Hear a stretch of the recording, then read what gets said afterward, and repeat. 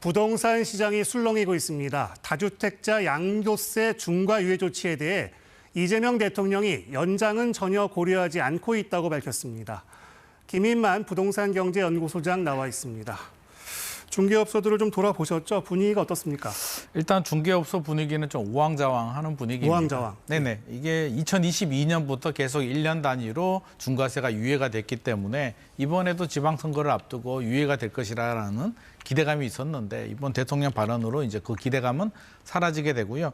많은 다주택자들이 이제 시간이 한 100일 정도 남았기 때문에 문의가 굉장히 많다고 합니다. 이걸 어떻게 해야 되냐? 팔 수 있냐라는 문의가 많이 있고요. 일부 단지들은 호가를 좀 한 1, 2억씩 내린 호가들도 나오고 있는데 아직 본격적인 거래가 되지는 않은 것 같습니다. 이번 내용을 좀 보게 되면 기존만 하더라도 한 1월 중순까지만 하더라도 세금은 그냥 증세의 수단이지 부동산의 집값 잡는 수단은 아니다. 선을 넘으면 규제하겠다라는 원론적인 답변을 하셨는데 갑자기 이제 기조 자체가 좀 바뀌었습니다. 그 얘기는 1월 3주차 한국 부동산은 주간 통계를 보게 되면 전주가 0.21%였는데 이번 주가 0.29% 갑자기 상승폭이 확대가 됩니다. 최근에 또 노원구 쪽도 집값 상승폭이 확대가 되고 있기 때문에 공급 대책이 좀 시원찮은 상태에서 이대로 방치를 하게 되면 걷잡을 수 없이 또 상승이 또 커질 수 있다라는 불안한 마음에 확실하게 양도세 중과세의 못을 박은 것 같습니다.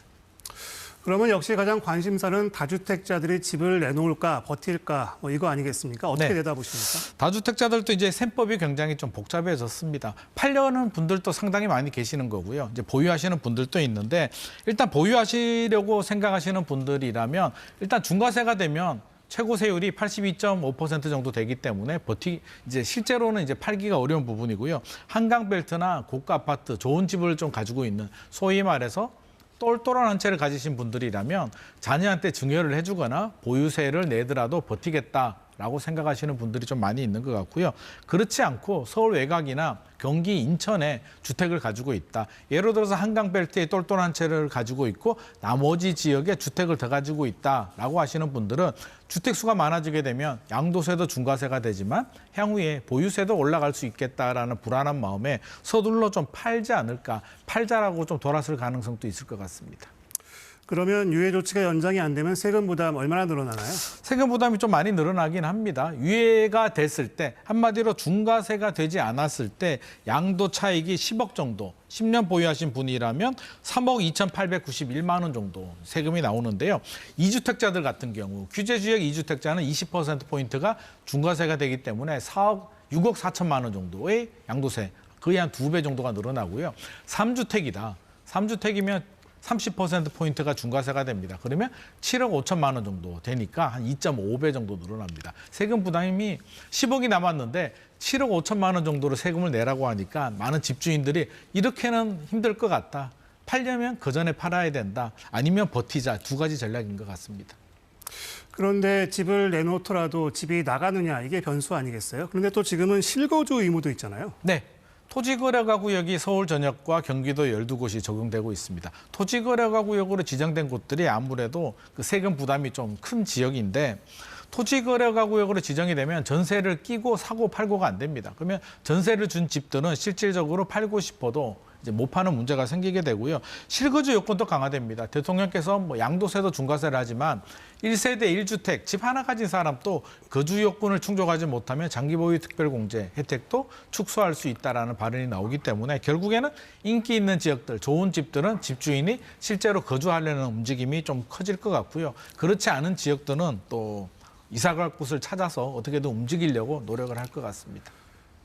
지금 대출길도 많이 막혀있기 때문에 사실 현금 없이는 집을 사기 어려운 거 아닙니까?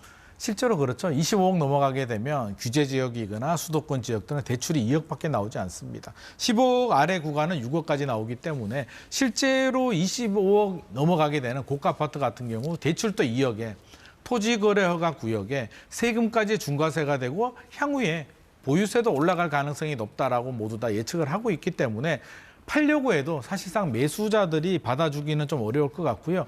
기간이 지금 100일 남았는데 토지거래가구역 같은 경우 허가 받는 데만 20일 정도 시간이 걸리거든요. 그러면 실제 거주하는 분들이 전세가 아닌 내 집을 거주하는 분들이 팔 수가 있는데 이사 갈 집도 찾아야 되기 때문에 그렇죠. 100일 안에 이 모든 게 좀 거래가 늘어나기는 좀 어렵지 않나 생각을 하고 있습니다. 그렇군요. 그러면 뭐 집값은 당분간 어떤 흐름을 보일까요?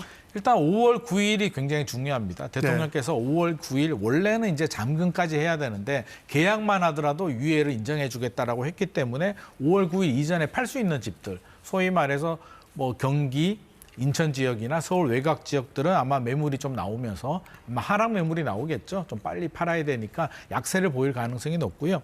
인기 지역들, 고가 아파트 시장들은 아마도 증여가 좀 활발할 것 같습니다. 문제는 이제 5월 9일 이후입니다. 이후가 되면 이제 중과세가 직접 시행이 되는데 최고 세율이 80%가 넘기 때문에 앞서서 우리가 시뮬레이션 결과를 봤죠. 10억이 남아도 7억 5천 정도 세금을 내야 되기 때문에 결국에는 매물 잠김 현상이 생길 것 같고요. 입주 물량 부족까지 또 같이 맞물리면서 공급 절벽은 더욱더 심각할 것 같습니다.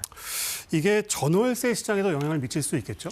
전월세 시장도 당연히 영향을 줍니다. 왜냐하면 이제 실거주 요건이 굉장히 중요합니다. 정부가 거주하지 않는 집은 투기로 간주하기 때문에 장기 보유 특별공제 혜택도 줄이게 됩니다. 이렇게 되면 인기 지역들은 실제 거주를 해야 된다. 소위 말해서 이제 그런 의도입니다. 지방에 사시는 분들이 투자 목적으로 서울에 집을 사는 건 이거는 실거주, 실소유가 아니다라고 판단을 하고 있는데 거주 요건이 더 강화하게 되면 결국에는 지방에서 자산 격차가 벌어지는 불안감 때문에 이사 가자. 그래서 서울의 인기 지역들은 더 공고해지는 이 똘똘한 한 채 양극화 현상이 더 심해지고요. 자연스럽게 이렇게 되면 전세 가격도 매물이 희소하게 되고 자연스럽게 또 월세 가격 올라가겠죠. 보유세 부담이 늘어나게 되면 월세 가격으로 또 증가시키는 현상들도 발생을 할 것 같습니다. 그러면 이 시점에서 어떤 판단을 해야 할지 조언을 좀 해주세요. 일단 뭐 여러 가지 경우들이 있을 수 있는데요. 다주택자들은 답이 나왔습니다. 문재인 정부 때도 그랬지만 집을 많이 가지고 있으면 세금 부담이 상당히 늘어날 수 있다. 앞으로도 더 문제다.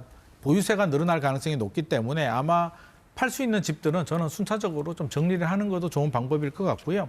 실수요자들, 무주택자들 같은 경우는 5월 9일 이전에 아마도 급매가 좀 많이 나올 가능성은 저는 충분히 있다고 생각하기 때문에 자금력이 되고 필요하신 분들이라면 이번 기회에 급매물이 나온다면 급매물을 잡으셔도 좋은 기회가 되지 않을까 생각을 합니다. 네, 김인만 부동산경제연구소장이었습니다. 말씀 잘 들었습니다.